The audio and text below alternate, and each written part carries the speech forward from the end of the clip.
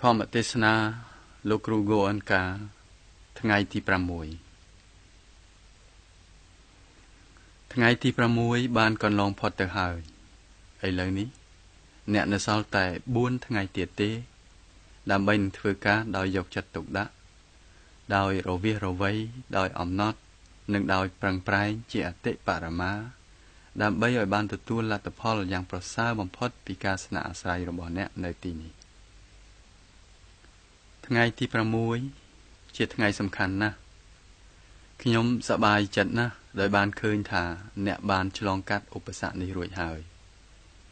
ដូចជាខ្ញុំបាននិយាយរួចមកហើយថាថ្ងៃទី2និងថ្ងៃទី6ចំពោះមនុស្សខ្លះដែលមានចិត្តទន់ខ្សោយ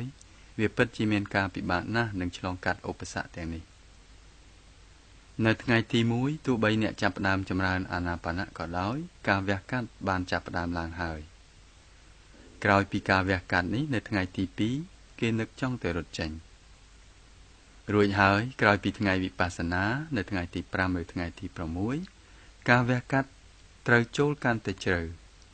ហើយជាថ្មីទៀតគេនឹកចង់ទៅរត់ចេញដោយមានលេសបែបណាមួយលេសមួយគឺថានៅយប់ថ្ងៃទី5ធម្មទេសនាមានអធិប្បាយច្រើនណាស់ពីទុក្ខកំណើតចាប់ផ្ដើមឡើងជាមួយនឹងទុក្ខរួចហើយតមកទៀតមានទុក្ខពេញមួយជីវិតទុក្ខនៃជំងឺទុក្ខនៃភាពចាស់ជរាទុក្ខនៃសេចក្តីស្លាប់ទុក្ខដោយរបស់ដែលអ្នកមិនចង់បានកើតឡើងទុក្ខដោយរបស់ដែលអ្នកចង់បានមិនកើតឡើងទេទុក្ខពីជាតិមួយទៅជាតិមួយគឺទុក្ខមេគានេះជាមេគាទុក្ខនេះជាការព្រានប្រដៅទុទិដ្ឋិនិយមខ្ញុំទៅរត់ចេញពីទីនេះគេមិនចង់មិនខំសាកល្បងរកយល់ទេតែគេខំរកលេសមួយដើម្បីនឹងរត់ចេញទៅវិញ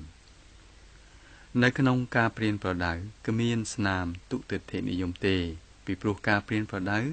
មិនមែននិយាយថាត្រូវទៅរងទុក្ខហើយគ្មានផ្លូវចេញនោះទេ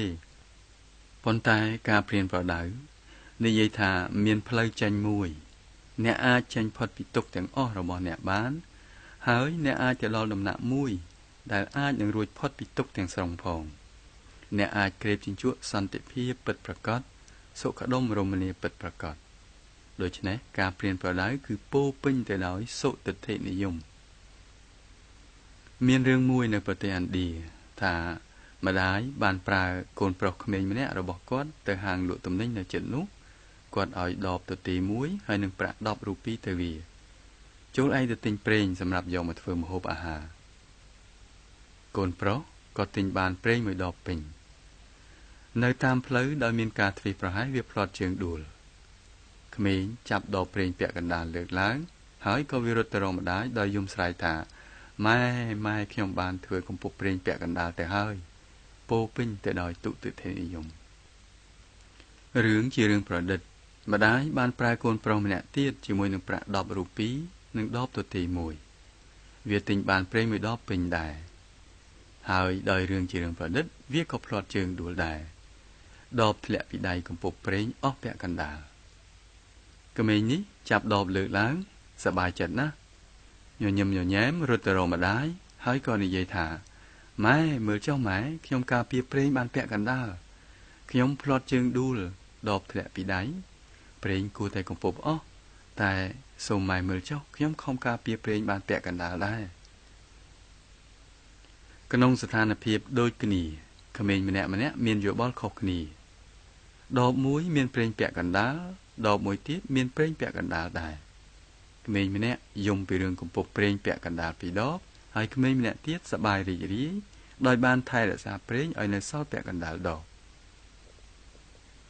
ដោយរឿងនេះជារឿងប្រឌិតម្ដាយក៏បានប្រើកូនទី3ទៅទៀតហើយក្មេងនេះក៏ផ្លាត់ជើងដួលកំពប់ប្រេងអស់ពាក់កណ្ដាលដបដែរវាចាប់ដបលើកឡើងដូចជាកូនទី2រត់ទៅរកម្ដាយដោយញញឹមញញែមហើយក៏និយាយថាម៉ែខ្ញុំការពារប្រេងបានពាក់កណ្ដាលដបដែរប៉ុន្តែក្មេងនេះជាក្មេងវិបស្សនាមិនគ្រាន់តែជាក្មេងសុទិដ្ឋិនិយមទេតែវាជាក្មេងប្រាកដនិយមថែមទៀតផងខ្ញុំបានធ្វើឲ្យកំពប់ប្រេងពាក់កណ្ដាលដបនេះជាការពិតដបខ្ញុំមានប្រេងតែពាក់កណ្ដាលទេហើយមិនគ្រាន់តែជាក្មេងប្រាកដនិយមទេវាជាក្មេងធ្វើការនិយមថែមទៀតផង ដោយជាក្នុងរឿងវិបស្សនាឥឡូវនេះខ្ញុំត្រូវទៅធ្វើការវាក៏សម្រាប់ចិត្តថាត្រូវទៅចេញទៅធ្វើការដោយតឹងរឹងនៅល្ងាចនេះខ្ញុំត្រូវទៅរកប្រាក់ឲ្យបាន5រូពីហើយទិញប្រេងបំពេញដបមកវិញដូច្នេះធម៌មិនមែនគ្រាន់តែមានភាពសុទិដ្ឋិនិយមទេតែធម៌មានភាពប្រកបនិយមហើយធ្វើការនិយមថែមទៀតផងមនុស្សម្នាក់ត្រូវតែធ្វើការហើយស្ថិតនៅជាសុទិដ្ឋិនិយមជាដរាបគ្មានទុទិដ្ឋិនិយមទេនៅក្នុងធម៌គ្មានស្នាមទុទិដ្ឋិនិយមទេធម៌ទាំងស្រុងគឺសុទិដ្ឋិនិយមសុទិដ្ឋិនិយមឥឡូវនេះអ្នកមានមាគ៌ាមួយដើម្បីនឹងចេញឲ្យផុតពីទុក្ខពិតជាមានអ្នកត្រូវតែទទួលស្គាល់រឿងនេះតើត្រូវធ្វើដូចម្តេចដើម្បីបំពេញធម៌ឲ្យពេញវាមានទុក្ខចូលទទួលស្គាល់ទុក្ខនេះទៅហើយវាមានផ្លូវដើម្បីនឹងចេញឲ្យផុតពីទុក្ខចូលប្រើផ្លូវនេះទៅនេះហើយជាការដែលអ្នកបានចាប់ផ្ដើមធ្វើអ្នកកំពុងតែពិសោធន៍ឃើញការពិតនេះមិនមែនគ្រាន់តែជាការហាត់វឹកវើតាមប្រាជ្ញាឆ្លៀសវៃទេនេះមិនមែនជាការទទួលស្គាល់ការពិតពីទុក្ខនិងផ្លូវដើម្បីចេញឲ្យផុតពីទុក្ខដោយការរំជើបរំជួលចិត្តឬដោយសទ្ធាជ្រះថ្លាទេអ្នកកំពុងតែពិសោធន៍ឃើញការពិតនេះកាលណាអ្នកធ្វើការជាមួយនឹងវេទនាគឺអ្នកកំពុងតែរស់នៅដោយបញ្ញាវាមានការពិតដែលអ្នកពិសោធន៍ឃើញវាមិនមែនជាបញ្ញារបស់អ្នកណាផ្សេងទេវាមិនមែនជាបញ្ញាខ្ចីគេទេវាជាបញ្ញារបស់អ្នកផ្ទាល់តាមការពិសោធន៍ផ្ទាល់ដំណើរការទាំងស្រុងនៃការពិនិត្យមើលវេទនាធ្វើឲ្យអ្នកយល់ពីព្រោះអ្នកបានចាប់ផ្ដើមយកចិត្តទុកដាក់នឹងការពិតនៅក្នុងក្របខ័ណ្ឌកាយគឺជាការពិតតាមរយៈការពិសោធន៍ពុំនោះសោតពេញមួយជីវិតអ្នកយកចិត្តទុកដាក់តែនឹងរបស់ដែលនៅខាងក្រៅអ្នកកំពុងតែលោភចង់បានដោយមិនទាំងដឹងខ្លួនថាលោភចង់បានផងអ្នកលោភចង់បានរបស់នៅខាងក្រៅហើយរបស់ទាំងនោះក៏ប្រែទៅជាមានភាពសំខាន់ណាស់ចំពោះអ្នកវាចេះតែគ្របសង្កត់មកលើអ្នកភ្លេចថាអ្នកកំពុងតែលោភចង់បានហើយអ្នកភ្លេចដែរថាដោយសារការលោភចង់បាននេះអ្នកបាត់លំនឹងចិត្តហើយអ្នកក៏បានក្លាយទៅជារងទុក្ខយ៉ាងខ្លាំងអ្នកមិនយល់ផងទេថាអ្នកបានប្រែទៅជាញៀននឹងការលោភចង់បាននេះឧទាហរណ៍បើអ្នកត្រូវការធ្វើអ្វីមួយតាមធម្មជាតិដូចជាអ្នកស្រេកទឹកអ្នកចង់បានទឹកគ្មានអ្វីទាស់ខុសទេអ្នកចង់បានទឹកវាគ្មានអ្វីទាស់ខុសទេអ្នកធ្វើការយ៉ាងតឹងរឹងដើម្បីនឹងឲ្យបានទឹកដើម្បីបំបត្តិការស្រេកទឹករបស់អ្នកបានសាកល្បងអ្នករកទឹកមិនបានទេតែអ្នកញញឹមមិនអីទេខ្ញុំនឹងសាកល្បងទៀតអ្នករកទឹកមិនបានទេមិនអីទេខ្ញុំនឹងសាកល្បងជាថ្មីទៀតអ្នកមិនបាត់លំនឹងចិត្តទេប៉ុន្តែកាលណាអ្នកចាប់ដើមលោភចង់បានទឹកខ្ញុំនៅតែមិនទាន់បានទឹកទៀតតើខ្ញុំនឹងទៅជាយ៉ាងណាខ្ញុំនឹងស្លាប់ហើយទឹកលំនឹងចិត្តរបស់អ្នកបានបាត់អស់ហើយអ្នកក៏បានក្លាយទៅជារងទុក្ខយ៉ាងខ្លាំងនៅពេលនោះវាមានផ្លូវមួយសម្រាប់ឲ្យអ្នកចេញផុតពីទុក្ខប៉ុន្តែអ្នកមិនស្គាល់ផ្លូវនេះទេទុក្ខនៃការលោភលន់បានគ្របសង្កត់មកលើអ្នកហើយអ្នកមិនដឹងរបៀបដែលនាំឲ្យអ្នកក្លាយទៅជាញៀននឹងការលោភលន់នេះទេពេលនោះវាក្លាយទៅជាអាក្រក់បំផុតគេក៏ក្លាយទៅជាញៀននឹងការលោភលន់នេះកាលណាអ្នកចាប់ផ្ដើមពិនិត្យមើលវេទនាអ្នកនឹងបានទៅដល់ដំណាក់មួយដែលអ្នកចាប់ផ្ដើមយល់ថាតាមការពិតអ្នកមិនលោភចង់បានរបស់នេះឬរបស់នោះទេអ្នកលោភចង់បានវេទនាពិសេសមួយកាលណាអ្នកលោភចង់បានរបស់អ្វីមួយវេទនាមួយត្រូវកើតឡើងហើយកាលណាការលោភលន់នេះបានសម្រេចវាគ្មានវេទនាទៀតទេអ្នកចង់បានរបស់អ្វីមួយផ្សេងទៀតអ្នកក៏បានក្លាយទៅជាញៀននឹងការលោភចង់បាននេះឧបមាថាមានមនុស្សម្នាក់កំពុងតែរស់នៅក្នុងកូនខ្ទមមួយគាត់សប្បាយចិត្តណាស់ស្រាប់តែពេលមួយគាត់នឹកឃើញភ្លាមថាខ្ទមនេះមិនកើតទេខ្ញុំត្រូវតែមានផ្ទះធំមួយដែលមានបន្ទប់យ៉ាងតិច3មិនអីទេឧបមាថាឥឡូវនេះគាត់មានផ្ទះមួយដែលមានបន្ទប់3តមកទៀតវាត្រូវតែមានគ្រឿងតុបទូលម្អដោយគ្រឿងសង្ហារឹមបែបនេះឬបែបនោះមិនអីទេមានគ្រឿងសង្ហារឹមលម្អហើយរួចហើយវាប្រែទៅជាចាស់អរលីងឥឡូវនេះខ្ញុំត្រូវតែមានគ្រឿងប្រដាប់បែបនេះឬបែបនោះខ្ញុំត្រូវតែមានទូរទស្សន៍ពណ៌មួយគ្រឿងមានម៉ាស៊ីនវីដេអូ ម៉ាស៊ីនបោកខោអាវម៉ាស៊ីនបូមសម្រាមម៉ាស៊ីននេះឬម៉ាស៊ីននោះផ្ទះទាំងមូលផ្ទុកពេញទៅដោយរបស់ទាំងអស់នោះរកតែកន្លែងដកដង្ហើមក៏គ្មានផងរួចហើយនៅតែមិនពេញចិត្តទៀតចង់បានអោឡានខ្ញុំនេះជាឡានធម្មតាខ្ញុំត្រូវតែមានឡាន Toyota អោមិនកើតទេខ្ញុំត្រូវតែមាន BMW រួចហើយទេមិនកើតទេខ្ញុំត្រូវតែមាន Mercedes មួយមិនកើតទេខ្ញុំត្រូវតែមាន Rolls Royce មួយរួចហើយមិនត្រឹមតែ Rolls Royce ធន់នេះឬធន់នោះតែធន់ថ្មីបំផុតហើយមិនគ្រាន់តែ Rolls Royce មួយឬពីរទេតែមួយចំនួនធំនៅតែមិនទាន់សប្បាយចិត្តទៀតខ្ញុំត្រូវតែមានឧទ្ធម្ភាគចក្រផ្ទាល់ខ្លួនអ្នកឯទៀតគេមានឧទ្ធម្ភាគចក្រខ្ញុំត្រូវតែមានឧទ្ធម្ភាគចក្រផ្ទាល់ខ្លួនដែរមិនអីទេបានឧទ្ធម្ភាគចក្រមួយមកហើយឥឡូវនេះខ្ញុំត្រូវតែមានយន្តហោះផ្ទាល់ខ្លួនមួយបានយន្តហោះមួយមកហើយឥឡូវនេះខ្ញុំចង់បានយានអវកាសមួយខ្ញុំត្រូវតែទៅឋានព្រះច័ន្ទអោនេះក៏ប្រែទៅជាចាស់ដែរខ្ញុំត្រូវតែមានយានអវកាសមួយដើម្បីទៅផ្កាយព្រះអង្គាទៅផ្កាយប្រគ្រោះនេះទៅផ្កាយប្រគ្រោះនោះមិនត្រឹមតែប៉ុណ្្នឹងទេទៅកញ្ចុំផ្កាយនេះទៅកញ្ចុំផ្កាយនោះទៀតអោទោះបីមេឃក៏គ្មានព្រំដែនដែរគ្មានព្រំដែនទេនេះគឺជាកញ្ជើធ្លុះមួយដែលមិនអាចបំពេញបានឡើយពីព្រោះអ្នកបានចាប់ផ្ដើមញៀននឹងការលោភលន់ចង់បាននេះធ្វើឲ្យស្ថានភាពអាក្រក់បំផុតហើយជាស្ថានភាពដែលអាចកើតឡើងនៅពេលដែលអ្នកធ្វើដំណើរនៅលើមាគ៌ាវានឹងប្រែទៅជាច្បាស់ណាស់កាលណាយើងនិយាយថាមនុស្សខ្លះញៀនស្រាឬញៀនអាភៀនតាមការពិតវាមិនត្រូវទេនៅផ្ទៃខាងលើនៅផ្ទៃខាងក្រៅរឿងនេះហាក់ដូចជាយ៉ាងដូចនេះមែនតែតាមការពិតគេញៀននឹងវេទនាកាលណាគេផឹកស្រាគេស្ទង់ឃើញវេទនាពិសេសមួយហើយចង់បានវេទនានឹងច្រើនថែមទៀតដូច្នេះគេត្រូវតែផឹកស្រាគេត្រូវតែជក់អាភៀនជក់ហើយជក់ទៀតវេទនាមានសារៈសំខាន់ណាស់នេះហើយជាការរកឃើញរបស់ព្រះពុទ្ធលុះត្រាតែរៀនរបៀបពិនិត្យមើលវេទនារបស់អ្នកទើបអ្នកអាចចេញផុតពីការញៀនណាមួយបានការញៀនស្រាការញៀនគ្រឿងញៀនមិនអាចប្រៀបធៀបនឹងការញៀនលោភៈឬទោសៈរបស់អ្នកបានទេមានគ្រឿងសៅហ្មងរបស់ចិត្តច្រើនណាស់អ្នកញៀននឹងគ្រឿងសៅហ្មងទាំងអស់នោះហើយអ្នកចេះតែសែបសោយគ្រឿងសៅហ្មងនោះពីព្រោះអ្នកញៀននឹងវេទនាពិសេសមួយអ្នកបង្កើតគ្រឿងសៅហ្មងខ្លះដើម្បីនឹងឲ្យបានវេទនានឹងកាលណាវេទនានឹងអស់ទៅអ្នកបង្កើតវេទនាដដែលនឹងជាថ្មីទៀតដោយបង្កើតភាពអកុសលណាមួយផ្សេងទៀតរឿងនេះបានប្រែទៅជាផ្នត់ទម្លាប់របស់ចិត្តដូច្នេះតើត្រូវធ្វើដូចម្តេចដើម្បីនឹងចេញឲ្យផុតពីផ្នត់ទម្លាប់នេះទុកប្រកាសជាមានហើយប៉ុន្តែវាមានផ្លូវមួយដើម្បីនឹងចេញឲ្យផុតពីទុកផងដែរចូលពិនិត្យមើលចូលរៀនពិនិត្យមើលអ្វីក៏ដោយដែលកើតឡើងអ្នកជាសាក្សីស្ងៀមស្ងាត់ម្នាក់ចូលកុំធ្វើប្រតិកម្មចូលធ្វើដូចជាមនុស្សម្នាក់អង្គុយលើមាត់ច្រាំងទន្លេមើលទឹកទន្លេកំពុងហូរអ្នកមិនត្រូវធ្វើអ្វីក្នុងរឿងទឹកទន្លេហូរនេះទេវាគ្រាន់តែហូរទៅដោយឯងតែប៉ុណ្ណោះអង្គុយនៅលើមាត់ច្រាំងទន្លេអ្នកគ្រាន់តែពិនិត្យមើលប៉ុណ្ណោះក្រៅពីនេះអ្នកស្ទង់ឃើញដំណើរហូរទៅនៃភាពញ័រនៃវេទនានៅពាសពេញកាយ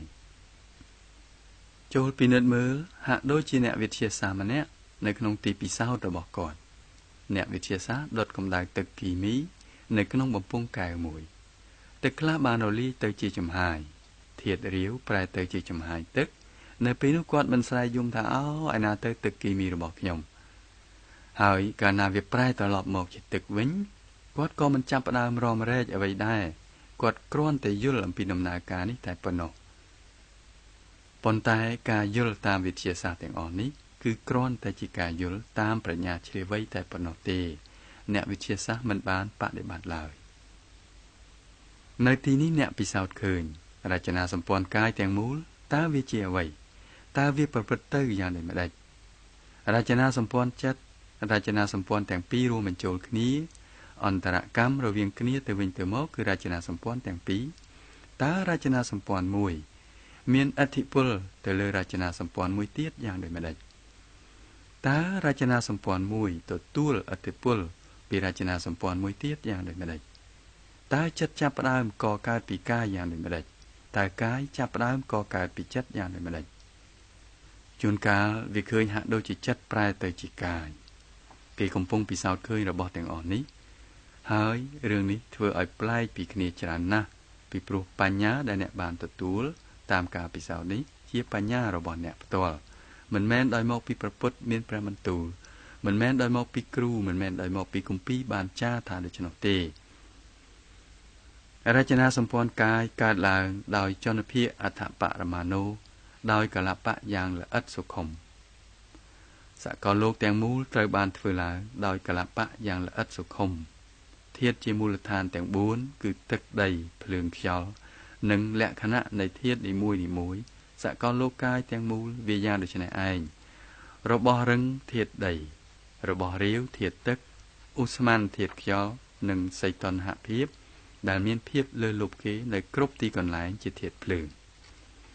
ទឹកកករបស់រឹងប្រែទៅជាទឹកហើយរលាយទៅជាចំហាយទៅជាឧស្ម័នមានសីតុណ្ហភាពនៅក្នុងករណីទាំង3នេះដូចគ្នានេះដែរនៅក្នុងកាយយើងមានឆ្អឹងជារបស់រឹងជាធាតុដីឈាមជាធាតុទឹកឧស្ម័នជាធាតុខ្យល់ហើយសីតុណ្ហភាពដែលមានភាពលើលប់គេជាធាតុភ្លើងប៉ុន្តែនេះមិនមែនជាការពិតយ៉ាងជ្រៅទេរបស់សំខាន់ជាងគេគឺលក្ខណៈនៃធាតុនីមួយដែលអ្នកពិសោធន៍ឃើញតាមរយៈវេទនាកាលណាអ្នកសាកល្បងពិនិត្យមើលធាតុដីអ្នកមិនត្រូវខំរកចនភាគធូលីមួយនៅក្នុងធាតុនេះទេឬធាតុទឹកអ្នកមិនត្រូវខំរកដំណក់ទឹកមួយនៅក្នុងនោះទេមិនមែនដូច្នោះទេតើវេទនាដែលអ្នកពិសោធន៍ឃើញដោយមកពីធាតុនេះវាយ៉ាងដូចម្ដេចធាតុដីគឺវិស័យទម្ងន់ទាំងស្រុងតាំងពីការពិសោធន៍ឃើញវេទនាយ៉ាងធ្ងន់បំផុតទៅដល់ការពិសោធន៍ឃើញវេទនាយ៉ាងស្រាលបំផុតជាលក្ខណៈពិសេសរបស់ធាតុដីដូចគ្នានេះដែរវិស័យទាំងស្រុងនៃចលនាតាំងពីចលនាយ៉ាងតិចទៅដល់ចលនាយ៉ាងខ្លាំងជាធាតុខ្យល់វិស័យសីតុណ្ហភាពទាំងស្រុងតាំងពីត្រជាក់បំផុតទៅដល់ក្តៅបំផុតជាវិស័យនៃធាតុភ្លើងហើយធាតុទឹកមានធម្មជាតិតភ្ជាប់គ្នាគឺស្អិត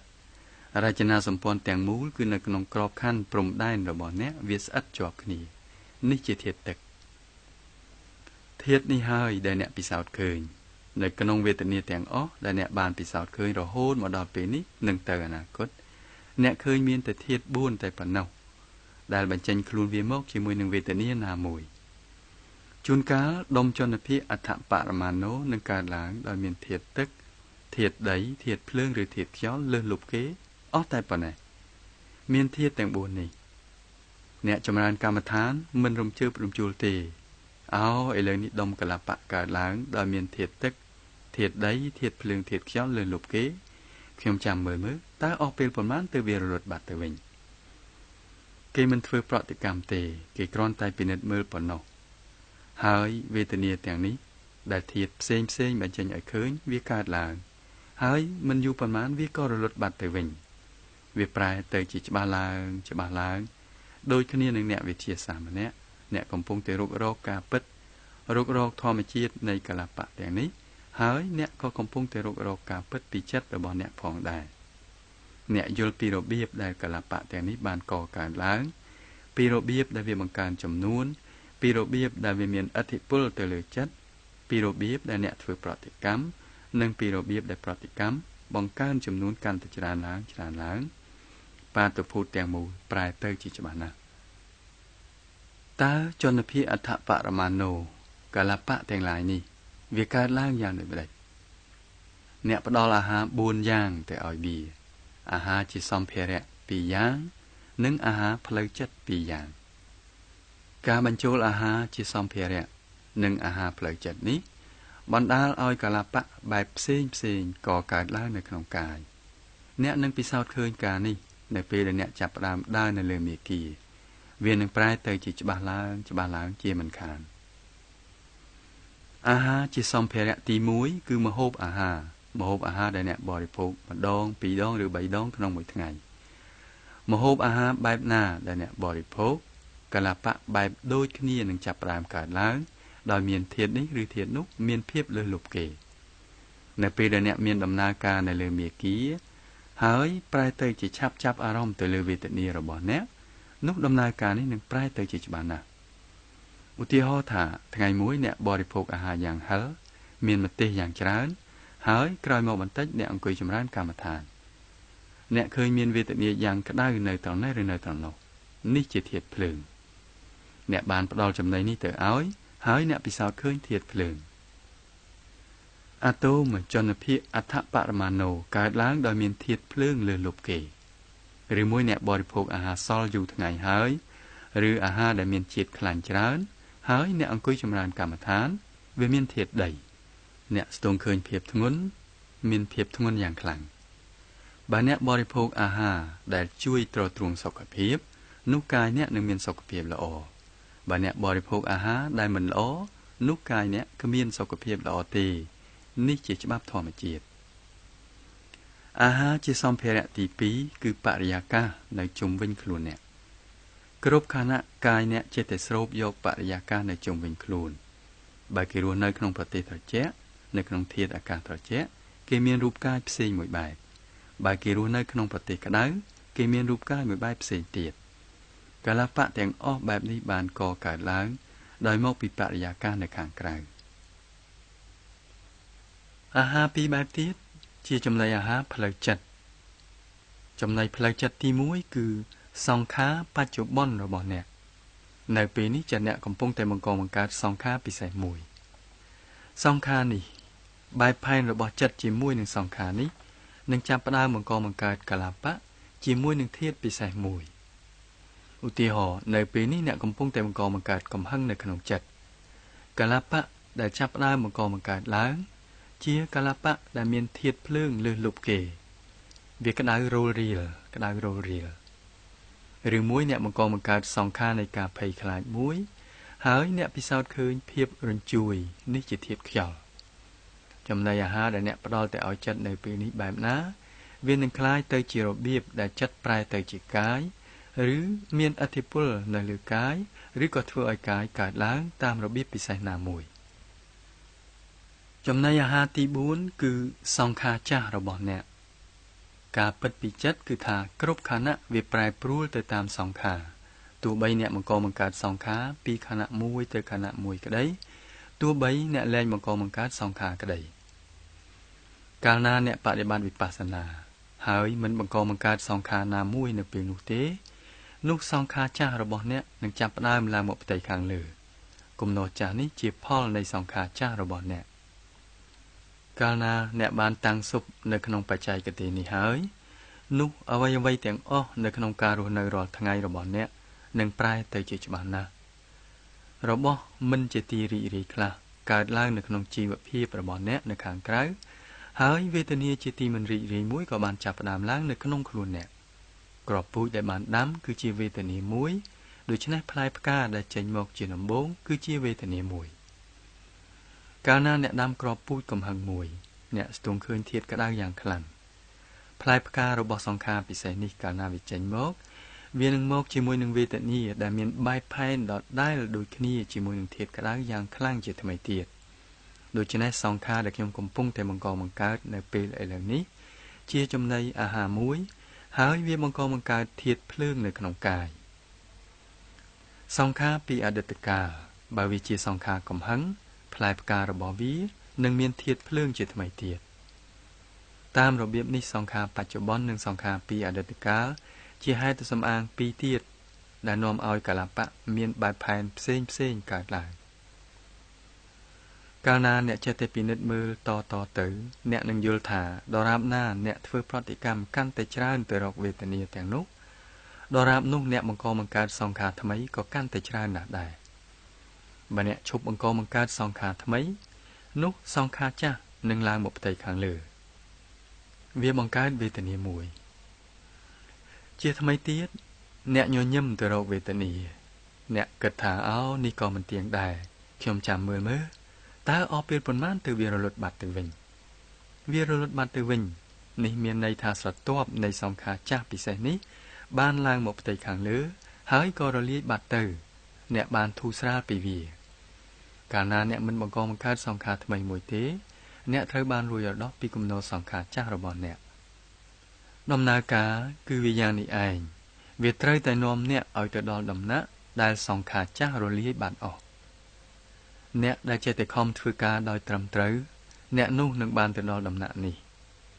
ពិតមែនហើយវាត្រូវតែប្រើពេលយូរមិនមែនថាក្រោយពីបានចូលរួមធម្មសិក្សា10ថ្ងៃនេះហើយគេនឹងប្រែទៅជាល្អឥតខ្ចោះនោះទេ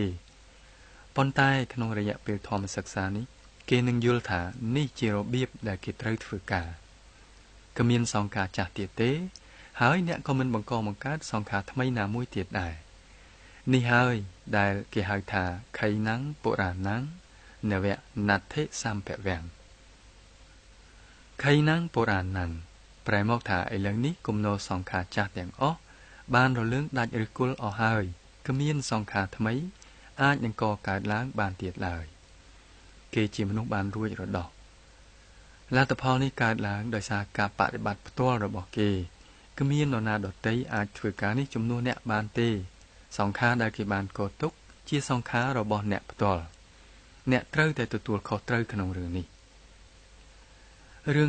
បណ្ដាលមកពីអវិជ្ជាសេចក្តីល្ងង់ខ្លៅរបស់អ្នកបន្តិចម្ដងអ្នកកំពុងតែចាកចេញពីសេចក្តីល្ងង់ខ្លៅនេះអ្នកកំពុងតែពង្រីកបញ្ញារបស់អ្នកតាមរយៈការពិសោធន៍ហើយកំពុងតែឃើញរបៀបដែលគំនរសង្ខារចាស់រលើងដាច់ឫសគល់អស់អ្នកកំពុងតែខិតជិតទៅរកគោលដៅទីបំផុតមនុស្សម្នាក់ត្រូវតែធ្វើការសម្រាប់ខ្លួនឯងអ្នកដទៃគ្រាន់តែបង្ហាញផ្លូវប៉ុណ្ណោះមានឧបសគ្គមានការពិបាកផ្សេងតាមភាសានាសម័យនោះគេហៅថានិវរណៈគឺវាហាក់ដូចជាវាំងននយ៉ាងក្រាស់ដែលគេបាំងមិនឲ្យអ្នកមើលឃើញរបស់នៅខាងក្រោយវាំងននបានអ្នកមិនអាចមើលឃើញការពិតនៅក្នុងខ្លួនពីព្រោះអ្នកមាននិវរណៈមានឧបសគ្គមានរនាំងទាំងនេះចំពោះអ្នកបដិបត្តិវិបស្សនានីមួយមាននិវរណៈឬសត្រូវធំ5សត្រូវធំ2ក្នុងចំណោមសត្រូវទាំងនោះគឺលោភៈនិងទោសៈដោយមកពីអវិជ្ជានៅពេលដែលអ្នកចម្រើនកម្មដ្ឋានអ្នកបង្កើនទំហំលោភៈនិងទោសៈរបស់អ្នកនេះគឺបណ្ដាលមកពីផ្នត់ទម្លាប់ចាស់នៃចិត្តមកពីអវិជ្ជាមកពីនិវរណៈគឺថាមកពីរនាំងទាំងពីរនេះឯងតើវាកើតឡើងយ៉ាងដូចម្ដេចឧទាហរណ៍មួយនៅក្នុងធម្មសិក្សាមួយដូចជាធម្មសិក្សានេះមានហេតុសំអាងច្រើនណាស់ពីការហាមឃាត់មិនឲ្យប្រស័យតាក់ទងជាមួយនឹងសិស្សផងគ្នាបើមានបញ្ហាអ្វីមួយអ្នកអាចចូលទៅជួបពិភាក្សាជាមួយនឹងគ្រូឬគ្រូជំនួយបានប៉ុន្តែអ្នកត្រូវចេះតែធ្វើការតទៅដោយខ្លួនឯងប៉ុន្តែចិត្តមនុស្សចេះតែចង់ដឹងអំពីអ្នកឯទៀតអ្នករកឱកាសមួយបានហើយក៏ចាប់ផ្ដើមនិយាយថាហើយចុះអ្នកឯងវាយ៉ាងម៉េចដែរហើយគេក៏ឆ្លើយថាអូខ្ញុំមានដំណើរហូតទៅនៃភាពញ័រឈៀបនៅពាសពេញខ្លួនភាពញ័រឈៀបនៅពាសពេញខ្លួនប៉ុន្តែខ្ញុំគ្មានភាពញ័រដូចនេះទេហើយអ្នកខ្លះទៀតឆ្លើយថាអូខ្ញុំមានដំណើរហូតទៅនៃចរណអគ្គិសនីយ៉ាងអស្ចារ្យនៅពាសពេញខ្លួនចរណអគ្គិសនីប៉ុន្តែខ្ញុំគ្មានចរណអគ្គិសនីនេះសោះអ្នកចេះតែលោភចង់បានអ្នកមកនៅទីនេះដើម្បីចេញឲ្យផុតពីការលោភចង់បានប៉ុន្តែក្នុងនាមនៃការចម្រើនកម្មដ្ឋានក្នុងនាមនៃវិបស្សនាអ្នកចាប់ផ្ដើមមានការលោភចង់បានការលោភចង់បានជាទុក្ខទោះបីអ្នកលោភចង់បានគោលដៅទីបំផុតការរួចរដោះពេញបរិបូរណ៍ឬព្រះនិព្វានក៏ដោយខ្ញុំចង់បានព្រះនិព្វាននៅពេលនោះអ្នករត់ទៅរកទិសផ្ទុយពីព្រះនិព្វានហើយព្រះនិព្វានជាដំណាក់មួយដែលគ្មានការលោភលន់ហើយនៅទីនេះអ្នកកំពុងតែបង្កើតការលោភលន់តើអ្នកអាចនឹងទៅដល់ដំណាក់ដែលគ្មានការលោភលន់ដោយបង្កើតការលោភលន់យ៉ាងដូចម្តេចកើតវាមិនកើតទេដូច្នេះកាលណាអ្នកឃើញថាសត្រូវនេះកំពុងតែក្របសង្កត់មកលើអ្នកចូលរំដោះខ្លួនចេញពីវាឲ្យបានឆាប់រហ័សជាទីបំផុតចូលកុំបណ្ដោយឲ្យវាក្របសង្កត់មកលើអ្នកបានអ្វីដែលកើតឡើងនៅពេលនេះវេទនានេះឬវេទនានោះឬគ្មានវេទនាវាមិនជាការអ្វីខុសទេអ្នកទទួលស្គាល់ការពិតនៅពេលនេះតាមភាពពិតរបស់វាអ្វីដែលគ្មានអ្នកចង់បានវានៅពេលនោះផ្នត់ទម្លាប់ចាស់ដដែលកើតឡើងទៀតហើយអ្នកចង់បានអ្វីដែលគ្មានហើយការចង់បាននេះនឹងក្លាយទៅជាការលោភលន់អ្នកចាប់ផ្ដើមមានការប្រកាន់ខ្ជាប់ទៅលើការលោភលន់នេះវានឹងក្លាយទៅជាទុក្ខមួយយ៉ាងធំចំពោះអ្នកការស្អប់ខ្ពើមក៏ដូចគ្នាដែរ ឧទាហរណ៍មួយគេបង្គាប់អ្នកឲ្យអង្គុយដោយអធិដ្ឋាន1 ម៉ោងអ្នកមិនអាចបើកភ្នែកមិនអាចលាដៃលាជើងបានទេអ្នកខំទ្រាំបានកន្លះម៉ោងទាំងទៅដល់អ្នកទ្រាំបាន45នាទីបន្ទាប់មកទារុណកម្មក៏ចាប់ផ្ដើមឡើងនៅពេលនោះចិត្តរបស់មនុស្សចេះតែចង់ដឹងពីអ្នកដទៃជាដំបូងគេបង្គាប់អ្នកមិនឲ្យបើកភ្នែកទេប៉ុន្តែអ្នកគ្រាន់តែបង្ហើបភ្នែកប៉ុណ្ណោះតើមានអ្វីកើតឡើងចំពោះអ្នកដទៃតើខ្ញុំឈឺចុកចាំតែម្នាក់ឯងទេឬអ្វីអ្នកចង់ដឹងណាពីអ្នកដទៃហើយគប់ជួនពេលនោះអ្នកសង្កេតឃើញថាគេគ្រប់គ្នានៅអង្គុយឲ្យនឹងថ្កល់ដូចជាព្រះពុទ្ធរូបមួយអង្គនេះមានន័យថាគេគ្រប់គ្នាមិនឈឺចុកចាប់អ្វីទេមានតែខ្ញុំទេឬដែលឈឺចុកចាប់ការឈឺចុកចាប់របស់ខ្ញុំមិនទាន់ទៅណាទេការឈឺចុកចាប់របស់អ្នកទៀតបានរលាយបាត់អស់ទៅហើយការស្អប់ខ្ពើមរបស់អ្នកចំពោះការឈឺចុកចាប់នេះប្រែទៅជាទ្វេគុណឡើងទៀតលោកគ្រូចេះតែមានប្រសាសន៍ថាអ្វីសុទ្ធតែអនិច្ចាសុទ្ធតែមិនទៀងទាត់ទេរឿងនេះប្រហែលជាត្រូវមែនហើយប៉ុន្តែការឈឺចុកចាប់នេះស្ថិតនៅជាប់រហូតវាមិនមែនអនិច្ចាទេតើខ្ញុំបាននិយាយប្រាប់ឯងប្រមាណដងហើយថាឯងជាអនិច្ចាឯងជាអនិច្ចាតែការឈឺចុកចាប់នៅតែមិនទាន់ទៅណាទៀតការឈឺចុកចាប់នេះស្ថិតនៅជាប់ជានិច្ចវាស្ថិតនៅជាប់រហូតការស្អប់ខ្ពើមសត្រូវនេះបានមកគ្របសង្កត់លើអ្នកកំពុងតែបង្កើនទំហំការស្អប់ខ្ពើមអ្នកចូលមកទីនេះដើម្បីរំដោះខ្លួនចេញពីការស្អប់ខ្ពើមប៉ុន្តែអ្នកបែរទៅជាចាំផ្ដើមបង្កើនទំហំនៃការស្អប់ខ្ពើមទៅវិញសត្រូវពីរទៀតចូលយល់ថាសត្រូវទាំងអស់នេះជាកិលេសរបស់ចិត្តដែលចូលមកនៅក្នុងខ្លួនអ្នកកិលេសមកនៅក្នុងចិត្តអ្នកជាភ្ញៀវទេរួចហើយវាប្រែទៅជាម្ចាស់ផ្ទះវាមិនចង់ចេញទៅណាទេហើយកាលណាអ្នកបដិបត្តិវិបស្សនាវាមិនអាចនៅបានទេវាត្រូវតែថយចេញគឺដូចជាកាលណាអ្នកចុចកុងតាក់បើកភ្លើងពន្លឺនឹងកើតឡើងហើយភាពងងឹតត្រូវតែរលាយបាត់អ្នកមិនចាំបាច់ប្រាប់ភាពងងឹតថាណែឥឡូវនេះឯងត្រូវតែថយចេញទៅឥឡូវនេះខ្ញុំមានពន្លឺហើយមិនចាំបាច់ថាអញ្ចឹងទេកាលណាអ្នកបដិបត្តិវិបស្សនាកិលេសទាំងនេះត្រូវតែថយចេញទោះបីវាមិនចង់ចេញក៏ដោយដូច្នេះវាធ្វើទុកអ្នកវាធាក់ពីខាងក្នុងមកណែឈប់ធ្វើវិបស្សនាទៅការបដិបត្តិនេះគ្មានប្រយោជន៍អីដល់ឯងទេអញមិនចង់ចេញទេឯងត្រូវតែឈប់បដិបត្តិទៅមានការធាក់ពីរយ៉ាងពីខាងក្នុងមកការធាក់ធំមួយគឺថាវាធ្វើឲ្យអ្នកងោកងុយយ៉ាងខ្លាំងអ្នកសម្រានលក់ស្កប់ស្កល់ពេញមួយយប់ប៉ុន្តែកាលណាអ្នកមកអង្គុយចម្រើនកម្មដ្ឋានភ្លាមអ្នកមានការងោកងុយជាខ្លាំងសត្រូវធំមួយក្របសង្កត់មកលើអ្នកចូលប្រយុទ្ធនឹងវាឲ្យមែនតែនចូលដកដង្ហើមឲ្យខ្លាំងបើមិនបានសម្រេចទេចូលចេញទៅក្រៅដើរប្រហែល5ឬ10នាទីសូម្បីតែនៅក្នុងពេលកំពុងតែដើរក៏ដោយចូលពិនិត្យមើលវេទនាពិនិត្យមើលដង្ហើមរួចហើយចូលមកអង្គុយជាថ្មីទៀតចូលចេះតែខំប្រយុទ្ធនឹងសត្រូវនេះ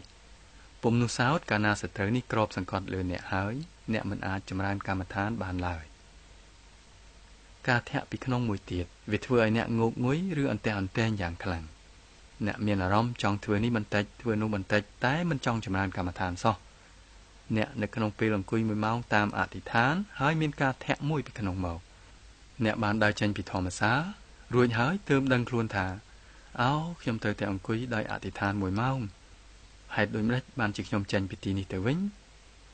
នេះជាការធាក់មួយពីខាងក្នុងមកវាមិនអនុញ្ញាតឲ្យអ្នកចម្រើនកម្មដ្ឋានបានដោយត្រឹមត្រូវទេនេះជាសត្រូវមួយវាមានគ្រោះថ្នាក់ធំណាស់សត្រូវទី5គឺការសង្ស័យគ្រប់បែបយ៉ាងកើតឡើងនៅក្នុងចិត្តតើបច្ចេកទេសនេះវាយ៉ាងដូចម្តេចតើជាបច្ចេកទេសរបៀបណាពិនិត្យមើលដង្ហើមទោះបីខ្ញុំមិនពិនិត្យមើលដង្ហើមក៏ដោយដង្ហើមវានៅតែមានគ្រប់ពេលទេតើខ្ញុំបានចំណេញអីដោយសារការពិនិត្យមើលដង្ហើមនេះឥឡូវនេះពិនិត្យមើលធាតុក្តៅពិនិត្យមើលដំណើរបែកញើសតើខ្ញុំកំពុងតែធ្វើអីនឹងខ្ញុំមិនទៅជាឈួតទៅហើយទេដឹងតើនេះជាការចម្រើនកម្មដ្ឋានបែបណាការសង្ស័យនេះមិនអាចឲ្យអ្នកចម្រើនកម្មដ្ឋានបានទេជួនកាលមានការសង្ស័យមួយកើតឡើងទៅលើគ្រូរបស់អ្នកតើគាត់ជាគ្រូបែបណាគាត់មិនតង្កោសក់ផងគាត់គ្មានឫទ្ធិអំណាចអ្វីសោះគាត់មិនអាចហោះហើរដើរលើអាកាសមិនអាចមុជជ្រែកទឹកជ្រែកដីបានទេហើយគាត់ចេះតែសួរថាណែឯងយ៉ាងម៉េចដែរគាត់ត្រូវតែដឹងពីពួកយើងហេតុអីក៏គាត់សួរពួកសិស្សទៅវិញ សង្ស័យអ្នកមិនអាចធ្វើការបានទេមានការសង្ស័យមួយបែបទៀតបច្ចេកទេសនេះវាល្អមែនហើយពីព្រោះមនុស្សជាច្រើនចេះតែមកចូលរួមក្នុងធម៌សិក្សាហើយបានទទួលលទ្ធផលល្អជាដរាបគេចេះតែនាំគ្នាចូលមកជាបន្តបន្ទាប់វាច្បាស់ជាល្អមែនហើយលោកគ្រូក៏ល្អដែរពីព្រោះមានមនុស្សជាច្រើនស្ដាប់គាត់ដូច្នេះគាត់ប្រហែលជាល្អមែនហើយប៉ុន្តែខ្ញុំមិនកើតទេខ្ញុំមិនសមល្មមនឹងធ្វើកិច្ចការនេះទេនេះមិនមែនជាពេលល្អសម្រាប់ខ្ញុំទេកន្លែងនេះមិនមែនសម្រាប់ខ្ញុំទេខ្ញុំគួរតែគេចចេញពីទីនេះរួចហើយគេក៏នឹកចង់រត់ចេញពីទីនេះគេសង្ស័យនឹងសមត្ថភាពរបស់គេផ្ទាល់សង្ស័យចូលអ្នកប្រុងប្រយ័ត្នចំពោះនិវរណៈសត្រូវទាំង5នេះចូលកុំបណ្ដោយឲ្យវាគ្របសង្កត់លើអ្នកបានបើអ្នកជៀសវាងបាននោះអ្នកនឹងឃើញថាអ្នកនឹងបានរីកចម្រើនជាពុំខានបច្ចេកទេសមានសភាពល្អអស្ចារ្យណាស់វាមិនជាប់តាក់ទងជាមួយនឹងលទ្ធិជាមួយនឹងសទ្ធាងងឹតងងល់ឬសាសនាណាមួយទេគឺជាវិទ្យាសាស្ត្រយ៉ាងបរិសុទ្ធមួយពីចិត្តនិងកាយពីអន្តរកម្មទៅវិញទៅមកនៃចិត្តនិងកាយពីរបៀបដែលដោយសារអវិជ្ជាចិត្តចេះតែធ្វើប្រតិកម្មទៅរកវេទនាចេះតែបង្កើតភាពអកុសលហើយដោយមកពីភាពអកុសលទាំងនេះមានវេទនាពិសេសមួយកើតឡើងហើយកាលណាវេទនានេះកើតឡើងអ្នកធ្វើប្រតិកម្មដោយបង្កើតភាពអកុសលកាន់តែច្រើនឡើងថែមទៀតនេះគឺជារង្វង់វិបត្តិមួយដែលធ្វើឲ្យអ្នករងទុក្ខកាន់តែខ្លាំងឡើងថែមទៀតកាលណាអ្នកចាប់ផ្ដើមពិនិត្យមើលវេទនាអ្នកនឹងត្រូវបានចេញផុតពីទុក្ខនេះជាច្បាប់សកលនៃធម្មជាតិវាមិនតាក់ទងអ្វីនឹងសាសនានេះឬសាសនានោះទេការពិតគឺការពិតសកលច្បាប់សកលធម៌ជាច្បាប់សកលជាច្បាប់ធម្មជាតិបើអ្នកចេះតែខំធ្វើការតទៅនោះរឿងនេះនឹងប្រែទៅជាច្បាស់ឡើងតាមច្បាប់ធម្មជាតិបើអ្នកចេះតែធ្វើប្រតិកម្មទៅរកភាពអកុសលគឺអ្នកចេះតែបង្កើនទុក្ខរបស់អ្នកដែរបើអ្នកលែងធ្វើប្រតិកម្មគឺអ្នកចាប់ផ្ដើមចាកចេញពីទុក្ខហើយច្បាប់នេះបានប្រព្រឹត្តទៅយ៉ាងដូចនេះទោះបីនៅក្នុងអតីតកាលក៏យ៉ាងនេះដែរឥឡូវនេះច្បាប់ដដែលចេះតែប្រព្រឹត្តទៅជាដរាបរហូតទៅដល់អនាគតកាលទៀតផងព្រះពុទ្ធបានត្រាស់សម្ដែងថាទោះបីមានតថាគតក្តីគ្មានតថាគតក្តីទោះបីមានបុគ្គលត្រាស់ដឹងក្តីទោះគ្មានក្តីច្បាប់ធម្មជាតិនៅតែដដែលវាមានជាបន្តរហូតជាប់ជានិច្ចគ្រប់វេលាកាលណាគេបង្កើតភាពអកុសលគេមុខជាមានទុក្ខគ្រប់ពេលកាលណាអ្នកចាប់ផ្ដើមចាកចេញពីភាពអកុសលគេក៏ចាប់ផ្ដើមរួចរដោះពីភាពរងទុក្ខដែរព្រះពុទ្ធបានរកឃើញច្បាប់នេះបានបាត់បង់មនុស្សមិនដឹងទេថាតើមានអ្វីកើតឡើងនៅទីជម្រៅខាងក្នុងថាតើគេបង្កើតភាពអកុសលយ៉ាងដូចម្តេចមនុស្សមិនដឹងរឿងនឹងទេការត្រាស់ដឹងរបស់បុគ្គលអ្នកត្រាស់ដឹងគឺថាព្រះអង្គបានចូលទៅដល់ទីជម្រៅនៅខាងក្នុងហើយទ្រង់បានរកឃើញរបៀបដែលគេចេះតែបង្កើតភាពអកុសលចំពោះវេទនាទាំងនេះរបៀបដែលគេចេះតែបង្កើនទំហំទុក្ខដោយសារការពិនិត្យមើលវេទនាគេអាចចេញផុតពីទុក្ខគេអាចចេញផុតពីភាពអកុសលច្បាប់ដែលមាននៅក្នុងលោករួចមកហើយនេះត្រូវបានរកឃើញដោយសារព្រះពុទ្ធរួចហើយដោយមកពីសេចក្តីមេត្តាករុណាព្រះអង្គបានចាប់ផ្ដើមបង្រៀនផ្សព្វផ្សាយបច្ចេកទេសនេះទៅឲ្យមនុស្សឯទៀតមនុស្សទាំងឡាយបានបដិបត្តិតាមហើយក៏បានចាកចេញផុតពីទុក្ខរបស់ខ្លួនក្នុងពុទ្ធសម័យមនុស្សរាប់ពាន់នាក់បានទទួលលទ្ធផលល្អនេះ25សតវត្សក្រោយមកក៏ដូច្នេះដែរអ្នកដែលបានបដិបត្តិតាមក៏ទទួលអត្ថប្រយោជន៍បានដូចគ្នាទោះបីតទៅអនាគតក៏ដោយអ្នកទាំងឡាយណាដែលបានបដិបត្តិតាមច្បាប់នេះនឹងទទួលអត្ថប្រយោជន៍ដូចគ្នាសពថ្ងៃនេះអ្នកណាបដិបត្តិតាមនឹងទទួលអត្ថប្រយោជន៍ដូចគ្នាដែរច្បាប់ជាច្បាប់គឺច្បាប់ដដែលនៅរហូតគ្មានទីបញ្ចប់អេសធម្មោសនន្តណោធរគ្មានទីបញ្ចប់ទេច្បាប់ដដែលនឹងមានភាពលើសលប់អ្វីទាំងអស់ក្នុងពុទ្ធសម័យមនុស្សរងទុក្ខច្រើនណាស់តែអ្នកទាំងនោះបានរួចផុតពីទុក្ខមិនមែនដោយសារអភូតហេតុឬដោយមកពីមន្តអាគមណាមួយដែលព្រះពុទ្ធបានត្រាស់សម្ដែងនោះទេព្រះអង្គបានបង្រៀនតែបច្ចេកទេសដដែលនឹង ឧទាហរណ៍មួយគឺអង្គុលីមីដែលមានកំហឹងពេញខ្លួនគាត់បានសច្ចាថានឹងសម្លាប់មនុស្សឲ្យបាន 1000 នាក់គាត់មានកំហឹងខ្លាំងណាស់គាត់សម្លាប់មនុស្សបាន999 នាក់ហើយកំពុងតែស្វែងរកមនុស្សទី1000ឥឡូវនេះតើត្រូវធ្វើដូចម្ដេចដើម្បីឲ្យដឹងចំនួនមនុស្សដែលគាត់បានសម្លាប់ហើយមនុស្សណាដែលគាត់បានសម្លាប់គាត់កាត់ម្រាមដៃមួយហើយយកមកចងធ្វើជាកម្រងពាក់នៅជុំវិញកគាត់ចេះតែរាប់ម្រាមដៃហេតុនេះហើយបានជាគេហៅគាត់ថាអង្គុលីមីគឺមនុស្សដែលពាក់កម្រងម្រាមដៃនៅពេលដែលគាត់ស្វែងរកមនុស្សទី1000គាត់បានជួបនឹងព្រះពុទ្ធឬដោយមកពីសេចក្តីករុណាព្រះពុទ្ធបានយាងទៅរកគាត់ដើម្បីគ្រាន់តែជួយសង្គ្រោះឲ្យផុតពីទុក្ខគ្មានមន្តអាគមគ្មានអភូតហេតុអ្វីទេព្រះអង្គបានបង្រៀនបច្ចេកទេសដដែលនឹងដល់គាត់បានចាប់ផ្ដើមដឹងខ្លួនថាគាត់ជាមនុស្សម្នាក់ដែលរងទុក្ខដែលពោពេញទៅដោយទុក្ខគាត់បានចាប់ធ្វើការតាមបច្ចេកទេសនេះហើយដោយចិត្តតែធ្វើការតទៅគាត់ក៏បានរួចផុតពីទុក្ខគាត់បានទៅដល់គោលដៅទីបំផុតបានប្រែទៅជាបុគ្គលរួចរដោះពេញបរិបូរណ៍គឺជាព្រះអរហន្តមួយអង្គដែលពោពេញទៅដោយមេត្តាករុណានិងសុឆន្ទៈចំពោះអ្នកដទៃរួចហើយលោកបានធ្វើដំណើរពីកន្លែងមួយទៅកន្លែងមួយលោកឃើញថានៅគ្រប់ទីកន្លែងមនុស្សរងទុក្ខខ្លាំងណាស់កាលពីមុនអាត្មាអញល្ងងខ្លៅខ្លាំងណាស់ដោយមកពីសេចក្តីល្ងងខ្លៅអាត្មាអញបានធ្វើទុក្ខដល់ខ្លួនឯងបានធ្វើទុក្ខដល់អ្នកដទៃបើសិនជាមនុស្សទាំងឡាយនេះចេះបច្ចេកទេសអស្ចារ្យនេះនោះគេប្រកាសជានឹងបានរួចផុតពីទុក្ខរបស់គេជាពុំខានដូច្នេះដោយសេចក្តីករុណាលោកបានទៅកាន់ទីកន្លែងផ្សេងហើយបង្រៀនធម៌បង្រៀនបច្ចេកទេសដល់អ្នកដទៃអ្នកខ្លះបានស្គាល់លោកថ្វីបើលោកបានបួសជាបព្វជិតទៅហើយក៏ដោយនេះជាអង្គុលីមាដដែលនឹងដែលបានសម្លាប់ម្ដាយឪពុកប្រពន្ធប្តីកូនខ្ញុំគឺអង្គុលីមាដដែលនឹងហើយដោយមកពីកំហឹងគេក៏បានចោលដុំថ្មទៅលើលោកឈាមហូរចេញពីខ្លួនលោកប៉ុន្តែមានតែសេចក្តីករុណាទេដែលហូរចេញពីចិត្តរបស់លោកគិតថាមនុស្សរងទុក្ខទាំងឡាយកាលពីដើមខ្ញុំក៏រងទុក្ខដូចគ្នាដែរដោយមកពីសេចក្តីល្ងងខ្លៅខ្ញុំបានធ្វើទុក្ខខ្លួនឯងខ្ញុំបានធ្វើទុក្ខអ្នកដទៃនេះជារបៀបដែលបច្ចេកទេសនេះនឹងជួយអ្នកនឹងបានចេញផុតពីទុក្ខទាំងអស់របស់អ្នកចូលសាកល្បងបច្ចេកទេសនេះទៅចូលសាកល្បងមើលទៅពោពេញទៅដោយសេចក្តីករុណាអាណិតអាសូរជីវិតលោកទាំងមូលពោពេញទៅដោយករុណាអាណិតអាសូរដូច្នេះមនុស្សជាច្រើនបានរួចផុតពីទុក្ខរបស់ខ្លួនវាជាការមួយយ៉ាងងាយតែរឿងទាំងនេះគឺដោយសារការបដិបត្តិនិងដោយសារការយល់បច្ចេកទេសនេះដោយខ្លួនឯងទើបយើងអាចរួចចាកផុតពីទុក្ខរបស់យើងបានលុះត្រាតែយើងបានរួចផុតពីភាពអកុសលពីសង្ខារ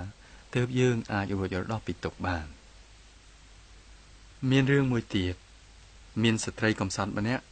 ឈ្មោះនាងកៃសាកុតមីនាងបានរៀបការហើយអស់រយៈពេលជាច្រើនឆ្នាំក៏សម្រាលបានកូនមួយប៉ុន្តែដោយអភ័ព្វកូននោះក៏ស្លាប់ទៅក្នុងអាយុតែ2ឆ្នាំប៉ុណ្ណោះនាងមានការជាប់ចិត្តយ៉ាងខ្លាំងទៅលើកូនឥឡូវនេះកូននាងស្លាប់ទៅហើយសេចក្តីទុក្ខព្រួយរបស់នាងមិនអាចទ្រាំទ្របានឡើយនាងយកសាកសពមកអោបជាប់នឹងដើមទ្រូងមិនព្រមឲ្យគេយកទៅបូជាទេកូនខ្ញុំមិនស្លាប់ទេវាកំពុងតែដេកលក់ទេសូមជួយធ្វើយ៉ាងណាឲ្យវាភ្ញាក់ឡើងវិញផងសូមជួយខ្ញុំផងអ្នកផងនិយាយទៅកាន់នាងថាទេនាងកូននាងស្លាប់ទៅហើយវាគ្មានប្រយោជន៍អ្វីនឹងរងចាំឲ្យវាភ្ញាក់ដឹងខ្លួនឡើងវិញនោះទេប៉ុន្តែនាងទៅជាវិកលចរិតពេញទីទៅហើយទេខ្ញុំមិនអាចចោលកូនខ្ញុំបានទេកូនខ្ញុំមិនស្លាប់ទេសូមមេត្តាជួយខ្ញុំផងសូមមេត្តាជួយខ្ញុំផងនៅពេលនោះមានបណ្ឌិតម្នាក់បាននិយាយទៅប្រាប់នាងថាគ្មាននរណាមានថ្នាំសម្រាប់សាកសពនេះទេចូលនាងទៅរកព្រះពុទ្ធទៅព្រះអង្គមានមជ្ឈមណ្ឌលកម្មដ្ឋានមួយនៅទីនេះចូលនាងទៅទីនោះទៅប្រហែលជាព្រះអង្គអាចធ្វើអ្វីមួយឲ្យនាងបានដូច្នេះនាងក៏បានចូលទៅជួបនឹងព្រះពុទ្ធនាងបានយកសាកសពកូនទៅដាក់នៅទីព្រះបាទទីព្រះអង្គហើយក៏យំសោកមិនឈប់ថាបបិទ្ធព្រះគុណម្ចាស់កូនរបស់ខ្ញុំម្ចាស់មិនស្លាប់ទេគេថាវាស្លាប់ប៉ុន្តែទោះបីវាស្លាប់មែនក៏ដោយសូមទ្រង់ព្រះមេត្តាប្រោស ជួយសង្គ្រោះជីវិតកូនខ្ញុំម្ចាស់ផងព្រះសម្មាសម្ពុទ្ធបានឆ្វេងយល់ថាចិត្តរបស់នាងនៅពេលនោះរំជើបរំជួលខ្លាំងណាស់គ្មានលំនឹងទេហើយធម៌ព្រានប្រដៅធម្មតាគ្មានប្រសិទ្ធភាពចំពោះនាងទេទ្រង់បានត្រាស់បង្គាប់ទៅនាងកេសាកោតមីថា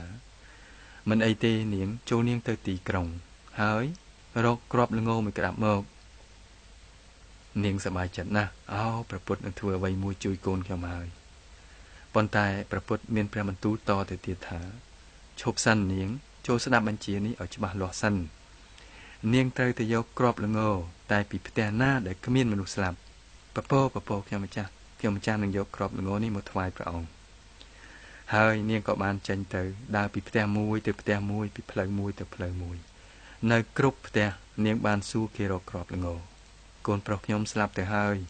ព្រះពុទ្ធនឹងជួយសង្គ្រោះវាសូមមេត្តាឲ្យគ្រាប់ល្ងមួយក្តាប់របស់ខ្ញុំមកនាងអាចយកគ្រាប់ល្ងទាំងបាវនេះចុះ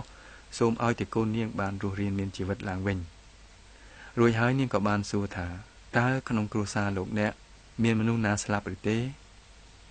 ហើយដោយទឹកមុខស្ងោតស្ងាត់គេក៏បានឆ្លើយថាមែនហើយឪពុកខ្ញុំម្ដាយខ្ញុំបងខ្ញុំអ្នកនេះអ្នកនោះស្លាប់បាត់ទៅហើយ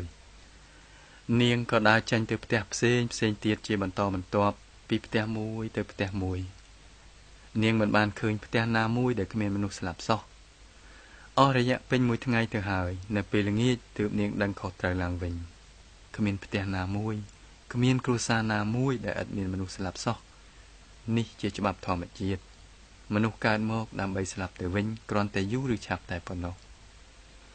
ឥឡូវនេះចិត្តរបស់នាងមានលទ្ធភាពអាចនឹងរៀនធម៌បានហើយនាងក៏ត្រឡប់មករកព្រះពុទ្ធវិញហើយព្រះអង្គក៏ប្រទានធម៌ដដែលដល់នាងពិនិត្យមើលដង្ហើមពិនិត្យមើលវេទនាចូលកាន់តែជ្រៅទៅហើយអ្នកនឹងឃើញថាទុក្ខទាំងអស់របស់អ្នកនឹងរលាយបាត់អស់មួយសត្វម្ដងជាបន្តបន្ទាប់គ្នានាងកេសាកោតមីក៏បានប្រែទៅជាព្រះអរហន្តមួយអង្គបានរួចរដោះពេញបរិបូរណ៍នាងបានប្រើជីវិតរបស់នាងទាំងមូលដើម្បីនឹងបម្រើមនុស្សលោកមានម្ដាយមានបងប្អូនស្រីដូចជារូបខ្ញុំនេះច្រើនណាស់អ្នកទាំងនោះមានទុក្ខច្រើនណាស់បើសិនណាជាគេបានទទួលព្រះធម៌ដ៏អស្ចារ្យនេះគេនឹងបានរួចផុតពីទុក្ខរបស់គេជាពំខានដោយមកពីសេចក្តីអាណិតអាសូរនេះនាងចេះតែខំបម្រើមនុស្សលោកតាមគន្លងធម៌មានស្ត្រីកំសត់ម្នាក់ទៀតដូចនេះដែរគឺនាងបដាចាជាកូនស្រីរបស់មហាសេដ្ឋីអ្នកមានស្រុកស្ដំម្នាក់នាងមានស្វាមីនិងកូនប្រុស2នាក់នាងបានបាត់បង់ស្វាមីហើយក្រោយមកក៏បានបាត់បង់កូនទាំង2នាក់ទៀតរួចហើយនាងបានបាត់បង់បងប្អូនប្រុសស្រីនិងម្ដាយឪពុកទៀតក្នុងពិភពលោកដ៏ធំធេងទូលំទូលាយនេះនាងគ្មានសាច់ញាតិណាម្នាក់ឡើយនាងបានប្រែទៅជាមនុស្សវិកលចរិតពេញទំហឹងនៅតាមផ្លូវនានាក្នុងក្រុងសាវត្ថីនាងរត់ដោយខ្លួនទទេគ្មានសម្លៀកបំពាក់បិទបាំងសោះមនុស្សផងទាំងឡាយឃើញនាងយ៉ាងនេះក៏យកដុំថ្មគប់ពីលើប៉ុន្តែនាងមិនអាចយល់រឿងហេតុដែលកើតមកលើនាងទេដោយមកពីបារមីអំពើល្អខ្លះពីអតីតកាលនាងក៏បានចូលមកជួបព្រះពុទ្ធកំពុងតែបង្រៀនធម៌ហើយនាងក៏បានដើរមកក្បែរនោះព្រះពុទ្ធត្រាស់ហៅនាងថាចូលមកកូនស្រីតថាគតហើយនាងក៏បានចូលទៅទីនោះនៅពេលដែលអង្គុយចុះនាងក៏បានដឹងខុសត្រូវឡើងវិញក្នុងរយៈពេលយ៉ាងខ្លីនាងដឹងថាខ្លួននាងឥតមានសម្លៀកបំពាក់ទេមនុស្សម្នាក់ក៏យកក្រណាត់សម្ពុតទៅគ្របពីលើនាងតាំងពីនោះមកគេក៏ដាក់ឈ្មោះឲ្យនាងថាបដាចារីព្រះពុទ្ធប្រទានធម៌ដល់នាងប្រទានបច្ចេកទេសដដែលហើយដោយបានធ្វើការតាមបច្ចេកទេសនេះនាងក៏បានរួចរដោះពីទុក្ខទាំងអស់របស់នាងបើព្រះពុទ្ធប្រើអធិឫទ្ធិអស្ចារ្យរបស់ព្រះអង្គដើម្បីប្រោះកូនប្រុសប្តីម្ដាយឪពុកឬបងប្អូននាងបដាចាឲ្យរស់រានមានជីវិតឡើងវិញនោះព្រះពុទ្ធមិនមែនជាព្រះពុទ្ធទេការប្រោះឲ្យមានជីវិតរស់ឡើងវិញនេះវាគ្រាន់តែជាការសង្គ្រោះបណ្ដោះអាសន្នតែប៉ុណ្ណោះទោះបីអ្នកខ្លះមានជីវិតរស់ឡើងវិញក៏ដោយតែនេះជាការសង្គ្រោះបណ្ដោះអាសន្នទេទុកមានគ្រប់ពេលព្រះពុទ្ធបានបង្រៀនធម៌នៅពេលដែលគេបានរីកចម្រើននៅលើនេគីថ្ងៃណាមួយគេអាចនឹងឃើញអតីតកាលពីជាតិមួយទៅជាតិមួយជាបន្តបន្ទាប់គ្នាបាន ព្រះអង្គមានព្រះពុទ្ធដីកាថាចូលអ្នកគ្រាន់តែមើលក្នុងជាតិជាច្រើនរាប់មិនអស់តើមានញាតិសន្តានរបស់អ្នកប៉ុន្មានអ្នកដែលបានស្លាប់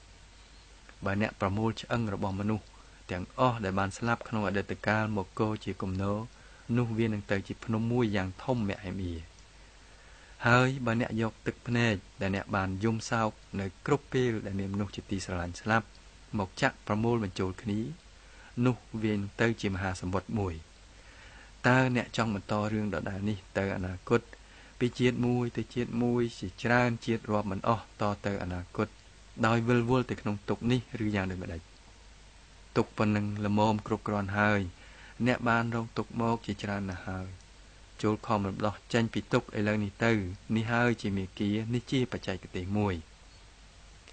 ហើយព្រះអង្គបានប្រទានបច្ចេកទេសនេះដែលគ្រាន់តែជាច្បាប់ធម្មជាតិតែប៉ុណ្ណោះ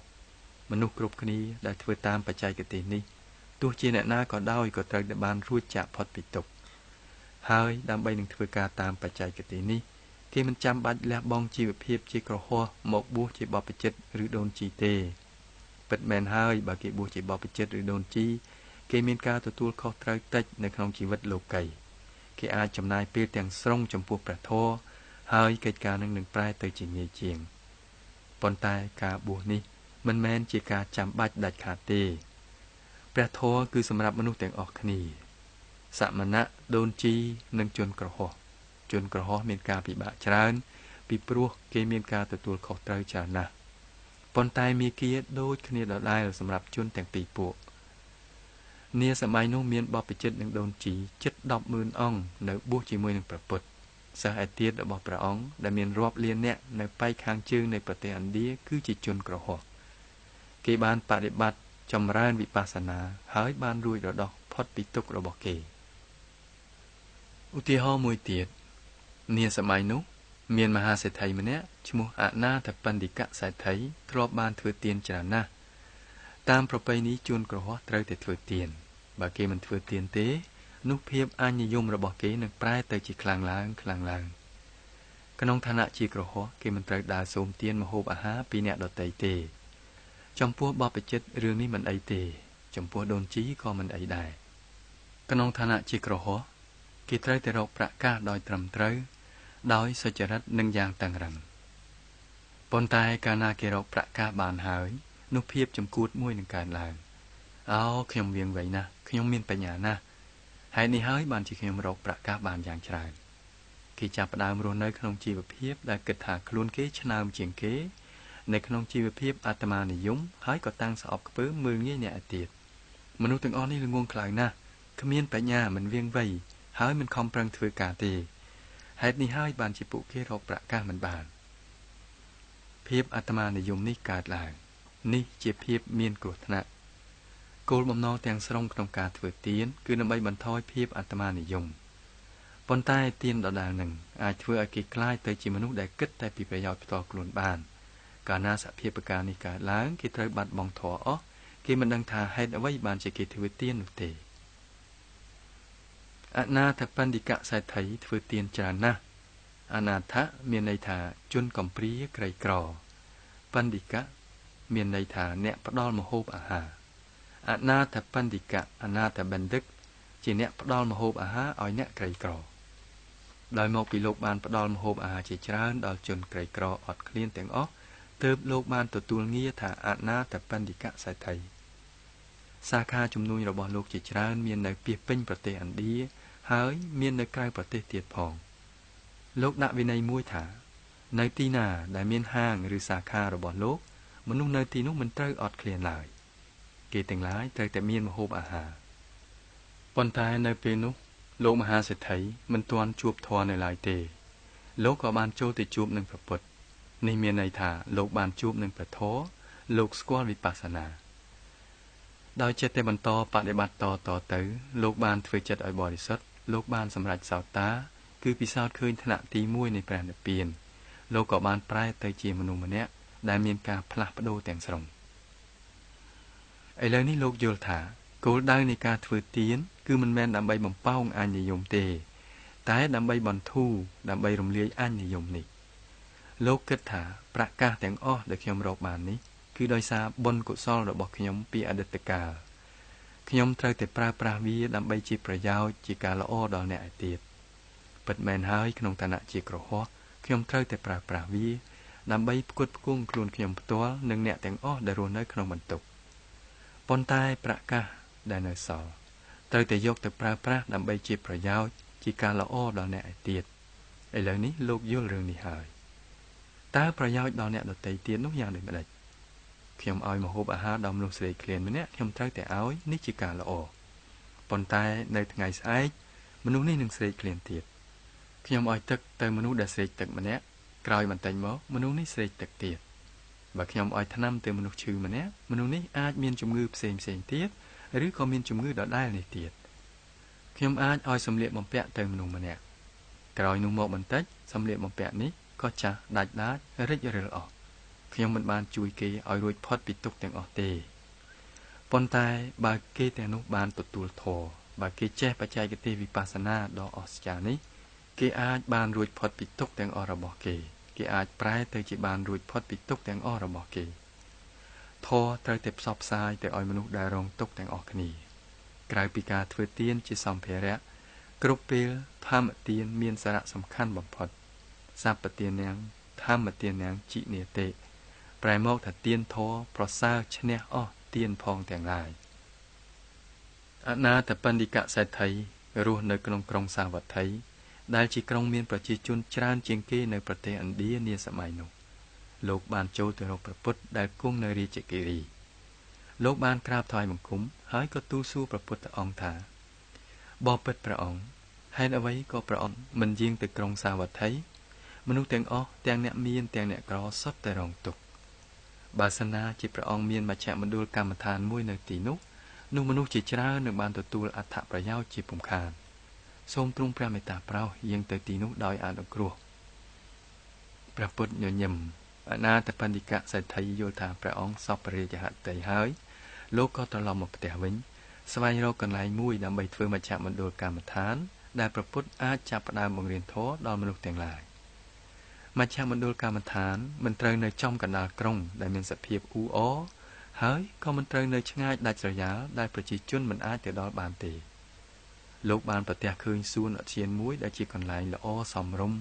មានសន្តិភាពមិនឆ្ងាយពេកពីទីក្រុងដែលគួរដល់ការចម្រើនកម្មដ្ឋានលោកក៏បានសួរគេថាតើនរណាជាម្ចាស់សួនឧទ្យាននេះលោកបានស៊ើបដឹងថាម្ចាស់ឧទ្យាននេះ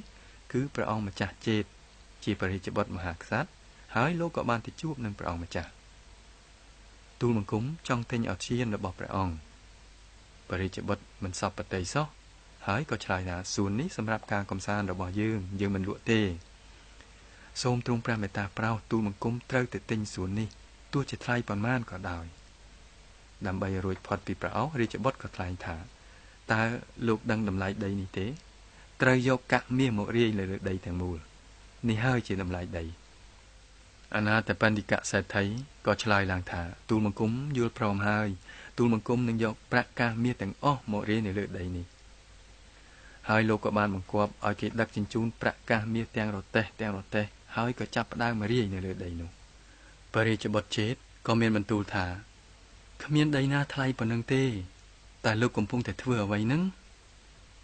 អនាថបណ្ឌិកសេដ្ឋីក៏និយាយថាដីនេះនឹងប្រែទៅជាមានតម្លៃខ្លាំងណាស់ព្រះអង្គព្រះពុទ្ធនឹងយាងមកទីនេះហើយទ្រង់នឹងបង្រៀនធម៌ដ៏អស្ចារ្យទ្រព្យសម្បត្តិទូលបង្គំទាំងនេះគ្មានតម្លៃអ្វីឡើយបើប្រៀបធៀបនឹងមនុស្សម្នាក់ដែលបានសម្រេចធម៌ដែលបានចេះវិបស្សនាហើយទូលបង្គំដឹងថាមិនមែនមានតែមនុស្សម្នាក់ទេប៉ុន្តែមនុស្សរាប់ពាន់រាប់ម៉ឺននាក់នឹងបានទទួលអត្ថប្រយោជន៍នេះដូច្នេះលោកក៏បានសាងមជ្ឈមណ្ឌលមួយដែលអាចដាក់មនុស្សបានរាប់ម៉ឺននាក់សម្រាប់ស្នាក់នៅនិងបដិបត្តិកម្មដ្ឋានចេតនារបស់លោកគឺបម្រើអ្នកឯទៀតលោកធ្លាប់បានធ្វើទានតាំងពីដើមមកប៉ុន្តែឥឡូវនេះទានរបស់លោកគឺតើធ្វើយ៉ាងណាតើធ្វើយ៉ាងដូចម្ដេចដើម្បីឲ្យមនុស្សកាន់តែច្រើនឡើងបានទទួលអត្ថប្រយោជន៍លោកបានធ្វើទានមិនមែនបំផោងអញរបស់លោកទេប៉ុន្តែដើម្បីបន្ថយអញនេះទៅវិញដោយគ្រាន់តែបម្រើអ្នកឯទៀតតែប៉ុណ្ណោះគប់ជួនពេលមួយនោះដោយមកពីអកុសលកម្មពីអតីតមហាសេដ្ឋីក៏បានធ្លាក់ក្រអស់ប្រាក់កាសរលីងពីខ្លួនក្នុងរយៈពេលយ៉ាងខ្លី ពេលដែលលោកនៅមានទ្រព្យសម្បត្តិច្រើនលោកចូលទៅមជ្ឈមណ្ឌលកម្មដ្ឋានជារៀងរាល់ថ្ងៃទាំងព្រឹកទាំងល្ងាចដើម្បីនឹងចម្រើនកម្មដ្ឋានហើយក្នុងឋានៈជាក្រហមលោកយល់ឃើញថាខ្ញុំមិនត្រូវចូលទៅមជ្ឈមណ្ឌលដោយដៃទទេទេខ្ញុំត្រូវតែយកអ្វីមួយសម្រាប់អ្នកចម្រើនកម្មដ្ឋានឥឡូវនេះលោកជាអ្នកក្រទុរគតម្នាក់លោកគ្មានរបស់អ្វីយកទៅទេនៅពេលនោះលោកក៏នឹកឃើញថានៅក្រោយផ្ទះមានសួនច្បារតូចមួយលោកបានប្រមូលដីដែលមានជីជាតិល្អពីតំបន់ផ្សេងនៃប្រទេសឥណ្ឌាមកកទុកនៅក្នុងសួនច្បារតូចនោះឥឡូវនេះលោកក៏បានយកដីដែលមានជីជាតិល្អ2ក្តាប់ចូលទៅក្នុងមជ្ឈមណ្ឌលកម្មដ្ឋានហើយក៏យកទៅដាក់ក្រោមគល់ឈើមួយដើម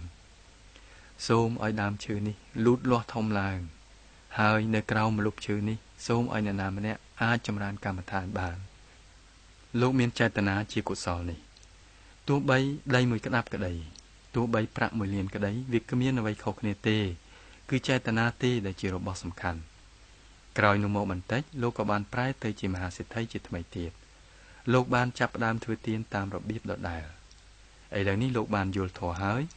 ចំពោះទានដែលខ្ញុំធ្វើចំនួនរបស់មិនសំខាន់ទេចេតនារបស់ខ្ញុំត្រូវតែជាចេតនាធម៌មួយដើម្បីជាអត្ថប្រយោជន៍ដើម្បីការល្អដល់អ្នកឯទៀតដោយមិនរងចាំចង់បានអ្វីមកវិញឡើយកាលណាគេមិនស្គាល់ធម៌គេធ្វើទានដើម្បីបំពងអញរបស់គេគ្រប់វេលាគេសង់មន្ទីរពេទ្យធំមួយសង់សាលារៀនមួយខ្នងរួចគេដាក់ឈ្មោះមន្ទីរពេទ្យ Go Anka សាលារៀន Go Anka ហើយឈ្មោះនេះត្រូវតែឆ្លាក់ចារដោយអក្សរពណ៌ទឹកមាសដាក់នៅលើក្លោងទ្វារចំជាផ្ដេសផ្ដាសគេមិនដឹងថាគេកំពុងតែធ្វើអ្វីទេចេតនាទាំងស្រុងដើរទៅរកផ្លូវខុសការយល់ធម៌ទាំងស្រុងជាការយល់ខុសចេតនាត្រូវគឺការធ្វើទានដោយមិនរងចាំអ្វីត្រឡប់មកវិញគឺការធ្វើទានដើម្បីអត្ថប្រយោជន៍ដើម្បីជាការល្អសម្រាប់អ្នកឯទៀតមនុស្សជាច្រើនចាប់ផ្ដើមពិសោធន៍ឃើញការផ្លាស់ប្ដូរមួយនៅក្នុងជីវិតរបស់គេមនុស្សផ្សេងជនក្រហមផ្សេងស្ត្រីក្រហមម្នាក់ទៀតគឺនាងវិសាខានាងជាកូនស្រីមហាសេដ្ឋីម្នាក់ដែរនាងបានរៀបការជាមួយនឹងកូនអ្នកមានម្នាក់ទៀតតែគ្រួសារប្តីនាងគ្មានធម៌សោះឡើយប្រកបដោយបញ្ញានាងបានផ្លាស់ប្ដូរបរិយាកាសនៃគ្រួសារនេះទាំងស្រុងគ្រប់គ្នាបានប្រែទៅជាអ្នកចម្រើនកម្មដ្ឋានយ៉ាងល្អអាកប្បកិរិយារបស់គ្រួសារទាំងស្រុងបានផ្លាស់ប្ដូរគ្រួសារទាំងមូលដែលពីដើមមានភាពតានតឹងមានទុក្ខជាខ្លាំងបានប្រែទៅជាគ្រួសារពោពេញដោយសន្តិភាពនិងសុខដុមរមនានៅកន្លែងណាដែលព្រះធម៌ចាប់ផ្ដើមឡើងព្រះធម៌នឹងនាំមកនៅសន្តិភាពដល់មនុស្សនៅកន្លែងនោះរឿងនេះមិនមែនកើតឡើងតែនៅក្នុងពុទ្ធសម័យទេតែចេះតែកើតឡើងតមកទៀតអ្នកណាបដិបត្តិធម៌លទ្ធផលដដែលនឹងកើតឡើងមានព្រឹត្តិការណ៍មួយកើតឡើងនៅក្នុងជីវភាពរបស់លោកគ្រូខ្ញុំលោកសាយាគីឧបាគិនកាលដែលប្រទេសភូមាបានប្រែទៅជាប្រទេសឯករាជ្យមានរដ្ឋតូចជាច្រើនត្រួតត្រាដោយក្សត្រផ្សេងតាមរដ្ឋនីមួយអ្នកនយោបាយជារដ្ឋបរិះដ៏ឆ្នើមម្នាក់បានប្រម៉ែប្រមូលរដ្ឋតូចទាំងអស់ធ្វើជាសហភាពភូមាតាមរដ្ឋធម្មនុញ្ញប្រធានាធិបតីគ្មានអំណាចទេអំណាចទាំងអស់ត្រូវកាន់កាប់ដោយនាយករដ្ឋមន្ត្រីប៉ុន្តែប្រធានាធិបតីនេះសប្បាយចិត្តណាស់ឥឡូវនេះខ្ញុំជាប្រធានាធិបតីសហភាពភូមាពីមុនខ្ញុំគ្រាន់តែជាអ្នកត្រួតត្រារដ្ឋមួយយ៉ាងតូចតែប៉ុណ្ណោះគាត់សប្បាយចិត្តណាស់នារាត្រីមួយនោះលោកប្រធានាធិបតីបានរៀបចំពិធីជប់លៀងមួយយ៉ាងធំអ្នកការទូតទាំងអស់និងអ្នកមុខអ្នកការក្នុងទីក្រុងបានអញ្ជើញមកចូលរួមក្នុងពិធីជប់លៀងនេះពិធីជប់លៀងត្រូវចាប់ផ្ដើមនៅម៉ោង 7 កន្លះល្ងាចគ្រប់គ្នាបានមកដល់ហើយនៅសល់តែម្ចាស់ផ្ទះមិនទាន់ឃើញម៉ោង 7:45 នាទីក៏មិនទាន់ឃើញម៉ោង 8 ក៏មិនទាន់ឃើញលោករដ្ឋមន្ត្រីទី1មានការព្រួយបារម្ភតើមានអ្វីកើតឡើងហើយលោកក៏បានប្រើមនុស្សម្នាក់ឲ្យឡើងទៅជាន់ទី1នៃលំនៅរបស់លោកប្រធានាធិបតីអ្នកនោះក៏បានត្រឡប់មកវិញហើយក៏ខ្សឹបប្រាប់លោករដ្ឋមន្ត្រីទី1ថាលោកប្រធានាធិបតីមិនអាចអញ្ជើញមកបានទេហេតុអីតើមានរឿងអីលោកស្រវឹងខ្លាំងណាស់លោកសម្រានបាត់ស្មារតីនៅលើក្តារក្រាលលោកមិនអាចអញ្ជើញមកបានទេតែបើអត់ម្ចាស់ផ្ទះតើពិធីជប់លៀងនេះនឹងអាចចាប់ផ្ដើមដោយម្ដេចកើតនេះជាពិធីជប់លៀងរបស់លោកប្រធានាធិបតីយ៉ាងណាក៏ដោយទោះមានស្មារតីបាត់ស្មារតីត្រូវតែនាំលោកយកមក យើងត្រូវតែចាប់ផ្ដើមការជប់លៀងនេះមនុស្សពីរនាក់បានទៅគ្រាលោកចុះមកដោយភ្ញាក់ដឹងខ្លួនពាក់កណ្ដាលមិនដឹងខ្លួនពាក់កណ្ដាលលោកប្រធានាធិបតីបានអញ្ជើញមកព្រមទាំងថ្អើកបណ្ដាលផងគេដាក់លោកអង្គុយលើកៅអីកិត្តិយសម្ហូបអាហារពេលល្ងាចក៏ចាប់ផ្ដើមឡើងគេបានលើកម្ហូបទី1មកជូនភ្ញៀវពិសារួចហើយម្ហូបទី2នៅពេលដែលគេកំពុងតែលើកម្ហូបទី3លោកប្រធានាធិបតីក៏ក្អួតយ៉ាងខ្លាំងនៅលើតុលោករដ្ឋមន្ត្រីទី1មានការពិបាកចិត្តជាខ្លាំងយើងហៅប្រទេសយើងថាជាប្រទេសមានធម៌ហៅរដ្ឋាភិបាលយើងជារដ្ឋាភិបាលមានធម៌ប៉ុន្តែចុះហេតុដូចម្ដេចបានជាយើងមានប្រធានាធិបតីបែបនេះទៅវិញតើត្រូវធ្វើយ៉ាងម៉េចស្អែកឡើងនៅពេលដែលដឹងខ្លួនឡើងវិញលោកប្រធានាធិបតីក៏បានវាយទូរស័ព្ទមករកលោករដ្ឋមន្ត្រីទី1ហើយនិយាយថាបើលោកចង់ឲ្យខ្ញុំឈប់ពីតំណែងខ្ញុំនឹងសុំលាឈប់តែខ្ញុំមិនអាចឈប់ផឹកស្រាបានទេខ្ញុំធ្វើមិនកើតទេតាមប្រពៃណីរបស់មហាក្សត្រយើងកាលណាព្រះរាជទាយាទគឺព្រះរាជបុត្រទី1របស់មហាក្សត្រប្រសូតមកភ្លាមចំណែកទី1ដែលគេយកមកថ្វាយគឺស្រាដែលមានគុណភាពយ៉ាងល្អបំផុតដាក់ក្នុងស្លាបព្រាមាសឬស្លាបព្រាប្រាក់មួយស្រានេះជាចំណីទី1របស់យើងតាំងពីពេលនោះមកខ្ញុំបានទទួលទានស្រាច្រើនណាស់ឈាមរបស់ខ្ញុំពាក់កណ្ដាលបានប្រែទៅជាស្រាទៅហើយខ្ញុំមិនអាចលះបង់ស្រាបានទេឥឡូវមនុស្សបែបនេះមានវាសនាល្អណាស់ដោយមកពីបារមីខ្លះពីអតីតកាលថ្ងៃមួយលោកបានដើរកាត់មុខមជ្ឈមណ្ឌលកម្មដ្ឋានរបស់លោកគ្រូខ្ញុំលោកឧបាឃីមដោយមានការចង់ដឹងលោកក៏បានចូលទៅក្នុងមជ្ឈមណ្ឌលថ្ងៃនោះជាថ្ងៃចុងក្រោយនៃធម្មសិក្សាហើយលោកបានឃើញមនុស្សគ្រប់គ្នាមានទឹកមុខរីកថ្លាពីព្រោះការវះកាត់បានចប់សពគ្រប់ហើយមុខរបួសក៏ត្រូវបានលាបជាសះស្បើយឡើងវិញដែរគ្រប់គ្នាញញឹមសប្បាយរីករាយលោកក៏សួរគេថាតើមានអ្វីកើតឡើងនៅទីនេះគេឆ្លើយឡើងថាគេបង្រៀនបច្ចេកទេសកម្មដ្ឋានតើការចម្រើនកម្មដ្ឋានយ៉ាងដូចម្ដេចគេបង្រៀនបច្ចេកទេសអាណាបាណៈគេបង្រៀនបច្ចេកទេសវិបស្សនាដោយបានកើតមកជាអ្នកកាន់ព្រះពុទ្ធសាសនាលោកបានអានឯកសារអំពីអាណាបាណៈអំពីវិបស្សនានៅក្នុងគម្ពីរប៉ុន្តែលោកមិនដែលដឹងសោះទេថាមានគេបង្រៀនបច្ចេកទេសនេះ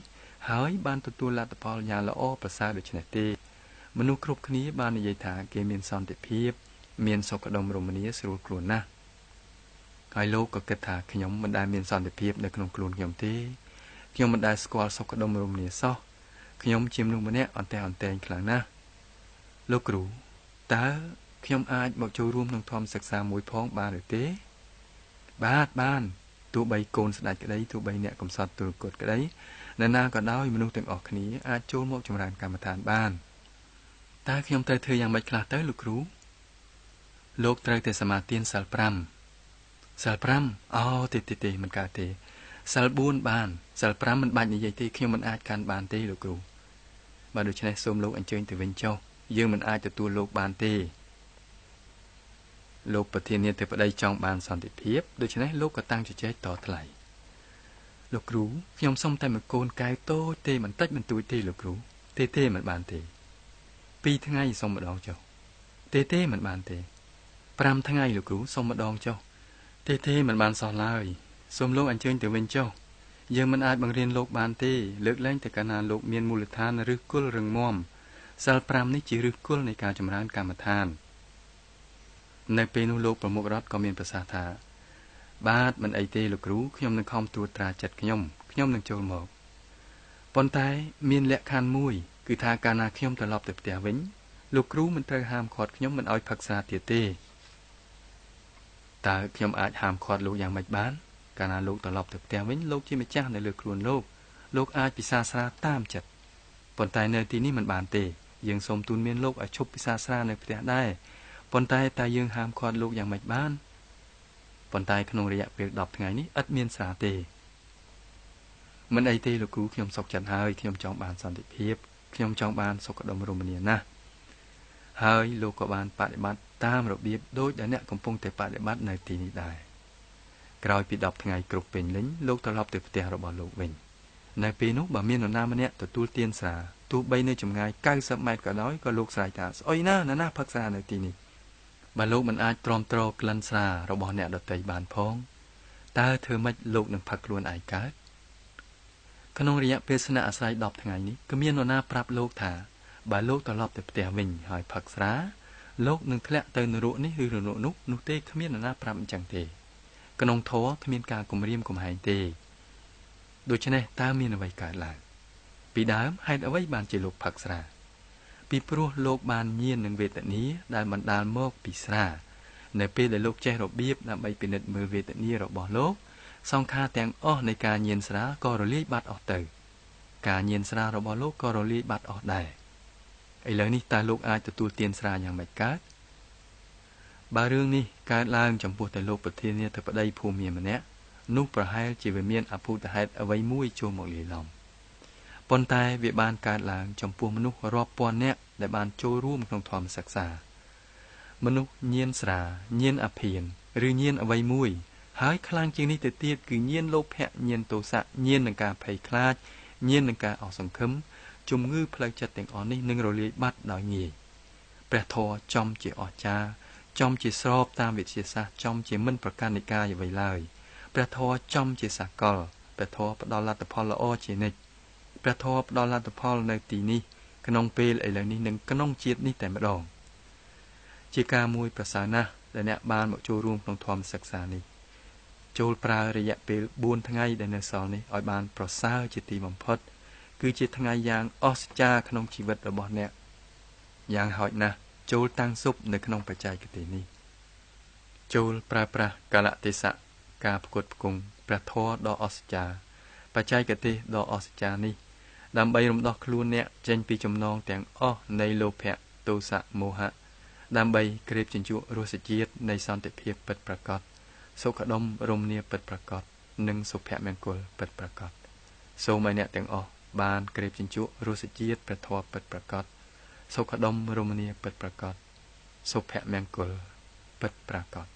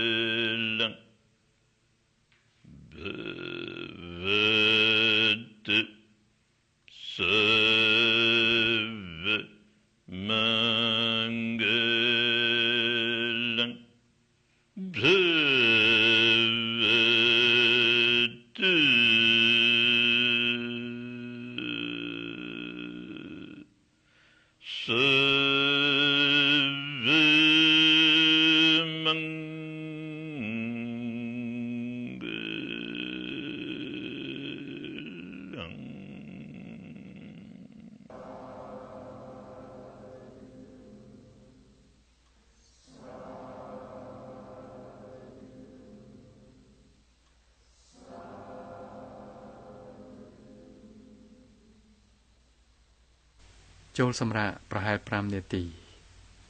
ចូលសម្រាកប្រហែល5នាទីរួចហើយចូលចាប់ផ្ដើមតទៅទៀត